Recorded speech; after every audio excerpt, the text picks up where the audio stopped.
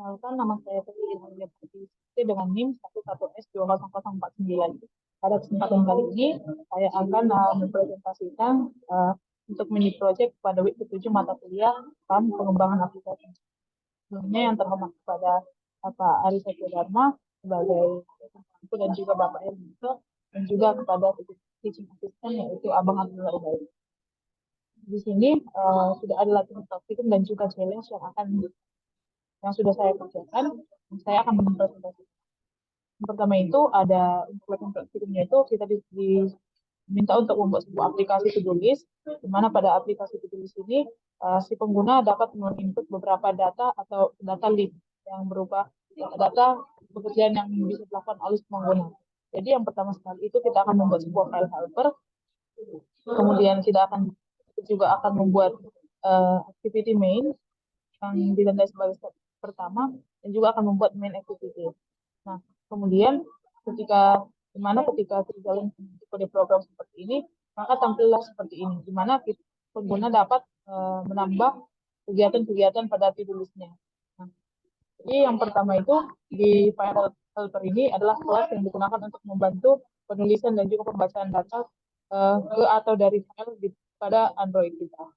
Jadi ini terdiri dari dua metode yaitu write data dan read data serta konstanta file name. Nah, pada kelas pada file helper ini sangat berguna dalam pembuatan aplikasi Android untuk yang diperlukan dalam penyimpanan data sementara atau bahkan permanen pada perangkat. Dengan menggunakan metode write data, dengan menggunakan metode write data dan juga read data, kita dapat dengan mudah menyimpan dan mengambil kembali file dari perangkat Android. Untuk write data sendiri, kita gunakan untuk menulis data yang berupa array string, file dengan nama, file name. Metode ini akan menerima dua parameter, yaitu item yang merupakan data yang ingin kita tuliskan, dan konteks dari aplikasi yang memanggilnya. Dan sedangkan untuk read data merupakan fungsi yang kita pakai untuk ini. Data ini kita pakai untuk membaca data dari file dengan nama file name dan juga mengembalikan array string yang berisi data yang telah dibaca. Kemudian pada main activity ini, akan ditampilkan daftar to-do list yang menambahkan dan juga menghapus item pada daftar. Juga nanti di sini akan menyimpan data pada file untuk diambil lagi pada ketika kita membutuhkan kembali. Jadi dengan kode ini ada beberapa komponen seperti edit text, button, dan review yang digunakan untuk menampilkan daftar to-do list-nya. Dan untuk menyimpan item semua pada daftar serta file helper yang digunakan untuk membantu proses penulisan dan juga pembacaan filenya. Sementara ketika pengguna menekan tombol add pada tampilannya atau tambah, item baru akan ditambahkan ke array list data to do dan diupdate pada list view dengan menggunakan metode notify dataset change. Kemudian pada kelas manifest, kita akan melakukan sedikit modifikasi pada manifestnya dengan menambahkan kode program ini pada kode manifest pada Android Studio kita. Jadi kan sebelumnya itu ketika kita membuat sebuah aplikasi pada Android Studio, maka pada memo atau template kita itu akan ditampilkan icon dari Android itu sendiri. Tapi kita akan masukkan sebelumnya kita sudah tambahkan logo to-do ini pada folder bitmap-nya. Jadi kemudian dengan menambahkan atau memodifikasi kode ini pada manifestnya, nanti akan berubah logo to-do-nya itu sehingga logo aplikasi kita ini akan berubah menjadi seperti ini, logo to-do yang sudah kita pakai. Selanjutnya itu kita akan masuk ke bagian kedua yaitu Math Game, di mana pada Math Game ini kita akan membuat yang pertama itu ada file XML, kemudian itu ada activity main step 2, kemudian pada di sini nanti pada icon yang berbentuk seperti mata ini, kita akan ubah dia settingannya menjadi show system UI, kemudian kita masukkan ke program themes.xml yang ini, lalu ketika kita jalankan itu hasilnya itu akan tampil seperti ini. Ini aplikasi sederhana untuk perhitungan matematikanya. Ketika kita jalankan, jadi ini ada beberapa permainan seperti pemilihan, pengurangan, dan perkalian sederhana. Kemudian kita akan tambahkan juga button shape dan XML, kemudian activity main dan XML, kemudian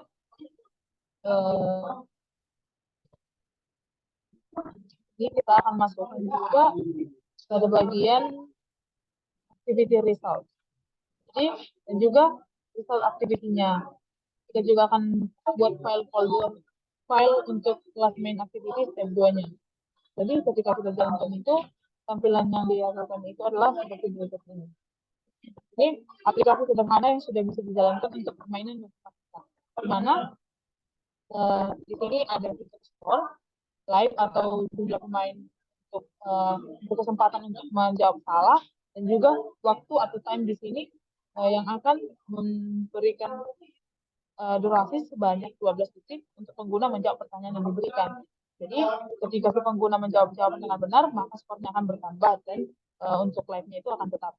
Sementara ketika jawabannya salah itu, maka live-nya itu akan berkurang. Untuk time-nya itu diberikan waktu 20 detik untuk menjawab pertanyaannya.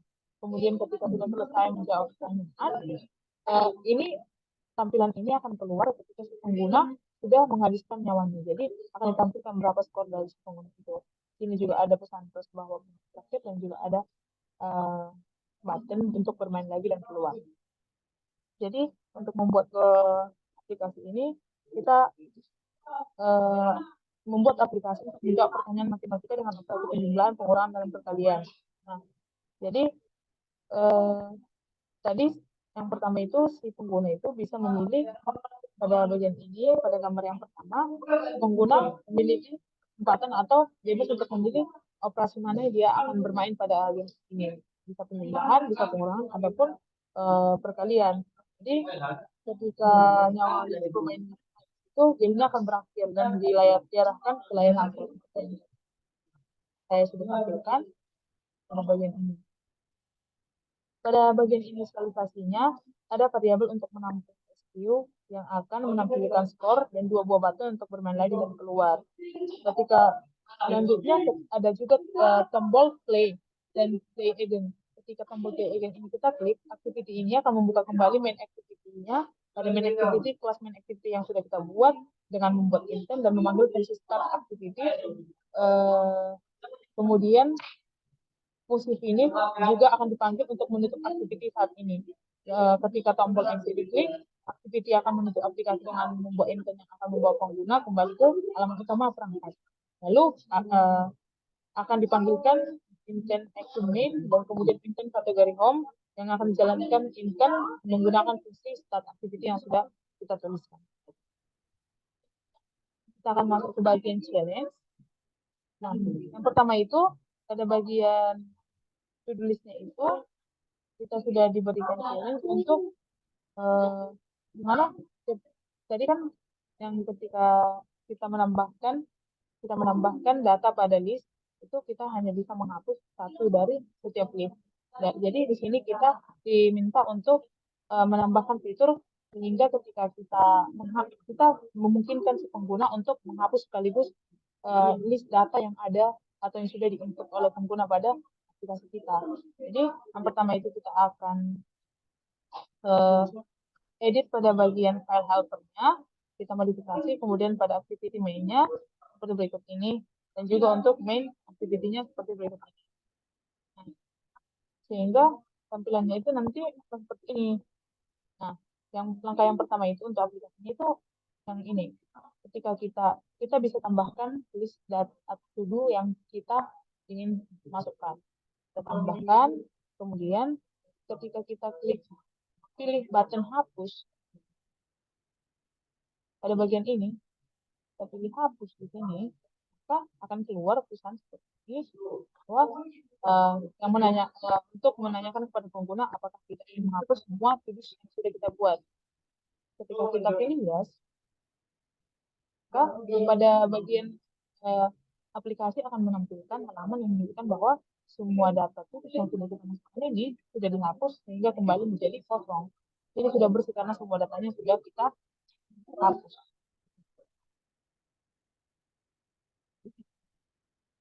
Jadi pada kode program yang kita sebutkan ini kita ada main activity-nya. Activity di sini yang digunakan untuk menambah, menghapus dan menghapus dan semua item pada daftar to-do-nya. Tujuannya ini untuk menampilkan daftar tulisan list view yang berasal dari file yang disimpan di storage internal pada aplikasi. Yang kedua itu untuk memungkinkan pengguna untuk menambahkan item to do baru ke dalam daftar melalui edit text dan sebuah button seperti yang tadi kan kita bisa tambah manual. Yang kemudian itu kita dengan admin activity ini memungkinkan pengguna untuk menghapus item to do dan daftar dengan mengklik salah satu item pada list view. Jadi saat kita di sini juga lagi memungkinkan untuk kita, nah misalnya ketika kita klik mengerjakan praktik 7 ini, maka akan keluar pesan bahwa kita apakah kita ingin menghapus. Jadi ketika kita pilih yes, maka yang terhapus itu hanya list yang ini, tulis yang ini. Tapi berbeda ketika kita memilih button yang hapus ini, maka semuanya ini untuk menunjukkan bahwa kita ingin menghapus semua tulis yang kita sudah lakukan. Nah, jadi untuk membantu proses penulisan dan pembacaan file, kita gunakan file helper, yaitu sebuah kelas yang memungkinkan untuk membaca dan menulis data pada file di storage internal pada aplikasi kita. Jadi dengan file helper ini untuk ada beberapa fungsi tadi pada file helper. So, pada ini file helper, jadi fungsinya itu seperti ada ini fungsi write data, di mana write data ini untuk parameter item yang merupakan objek array listing yang isinya itu data yang akan dituliskan ke file. Jadi fungsi ini akan membuka file dengan nama yang telah ditentukan yaitu file name ini dengan mode type seperti ini. Dan menulis data dari parameter item ke dalam file itu. Kemudian ada fungsi read data yang ini. Fungsi read data, read data. Fungsi ini akan membaca file dengan nama file name. Ini file name. Kemudian akan mengembalikan data dari file tersebut sebagai array listing. Sementara kalau misalnya tidak ditemukan, maka fungsi akan mengembalikan array listing. Jadi dengan adanya helper class ini, proses penulisan dan pembacaan data ke file atau dari file ini menjadi lebih mudah dan efisien karena hanya perlu memanggil fungsi write dan juga fungsi read datanya. Kemudian kita akan masuk ke bagian nomor 2 itu, yaitu Math Game Challenge-nya. Yang pertama itu kita diminta untuk, nah ini, yang pertama kita akan melakukan perbaikan pada grup dalam program. Jadi dengan pada game activity ini kita akan modifikasi di mana aplikasinya nanti ketika permainan telah berakhir, pengguna masih dapat mengirimkan jawaban. Kalau misalnya waktunya sudah habis, pengguna tetap dapat melanjutkan permainan selama masih nyawanya masih ada. Tapi yang terjadi setelah waktunya habis itu hanyalah pengurangan nyawa dari si pengguna. Jadi tetap dia dapat melanjutkan permainan meskipun waktunya sudah habis. Berbeda ya. Sementara pada kondisi yang pertama, sebelum kita modifikasi itu, aplikasinya itu akan berhenti ketika waktunya sudah habis dan permainan akan selesai. Jadi kita akan modifikasi pada activity game misalnya, dan juga kita akan modifikasi pada game activity-nya. Nah, jadi setelah itu hasilnya itu seperti ini. Nah, meskipun, nah kan tadi pada aplikasi yang pertama, kalau kita waktunya sudah habis, jika waktu untuk menjawab pertanyaan habis, maka permainan tidak dapat dilanjutkan. Jadi permainan sudah selesai. Sementara pada setelah kita memodifikasi pada programnya, ketika pengguna telah habis waktunya untuk menjawab sebuah pertanyaan, masih tetap dapat dilanjutkan, yaitu tombol atau button selanjutnya ini masih tetap ada, jadi bisa tetap dilanjutkan. Nah, jadi kita juga akan menggunakan visual activity yang digunakan untuk menampilkan hasil dari permainan dan menyimpan data skor ke dalam spreadsheet. Jadi tujuan dari program yang sudah kita kerjakan ini itu untuk menampilkan skor yang didapat oleh pengguna setelah menyelesaikan permainan, kemudian untuk mengubah skor dan untuk menampilkan tombol main lagi atau tombol selanjutnya untuk menampilkan tombol keluar. Dan kemudian kita akan masuk ke challenge yang kedua, di mana di sini kita diminta untuk menambahkan fitur top score pada halaman awal activity main-nya. Jadi top score ini kita diminta untuk membuat top score yang akan berubah setiap kali ada top score dari pengguna yang lebih tinggi dari top score yang sebelumnya. Tetapi top score tersebut ini akan disimpan meskipun aplikasinya sudah ditutup. Jadi kita akan modifikasi pada activity main, kemudian kita juga akan modifikasi pada kalimat activity-nya, juga akan dihasilkan tampilan. Jadi hanya pengguna itu sudah bermain top score-nya 10. Kemudian pengguna bermain lagi dan menghasilkan top score-nya 11. Jadi top score 11 ini akan disimpan pada data pada memori dari aplikasi ini. Untuk apabila kita menutup aplikasi, top score yang 11 ini masih tetap disimpan. Jadi tetap ditampilkan ketika kita buka aplikasinya kembali. Jadi dengan menggunakan kode program itu, yang pertama itu kita gunakan result activity yang akan menampilkan skor yang didapat oleh pengguna setelah menyelesaikan game atau aktivitas lainnya yang terkait dengan aplikasi tersebut. Kemudian ada beberapa fungsi yang kita pakai seperti import statement untuk mengimport kelas-kelas yang dibutuhkan oleh kelas activity. Kemudian ada juga in variable untuk mendefinisikan variabel yang kelas. Ada create untuk menjalankan metode yang kita jalankan saat activity diinisialisasi atau dibuat. Kemudian ada juga dia set on. Kemudian itu ada juga set on, di mana set on ini kita gunakan set content view digunakan untuk menampilkan tampilan activity dari eksternalnya. Dan juga ada find view by ID untuk mendapatkan reference, ada file score untuk mendapatkan nilai skor, ada button play again untuk mendefinisikan perilaku tombol ketika kita klik kembali. Dan juga ada button exit set on click listener untuk mendefinisikan perilaku button exit saat kita klik. Jadi ketika tombol diklik, maka akan membuka aktiviti utama dari sistem operasi klik. Dengan menggunakan kode program itu, ada juga metode save data yang akan berfungsi untuk menunjukkan nilai skor pengguna ke dalam set reference pada aplikasi ini. Jadi dengan pada implementasinya ini, metode ini akan membaca nilai skor sebelumnya yang sudah tersimpan pada set reference dan akan membandingkan dengan nilai skor yang apabila ada skor yang baru dari si pengguna.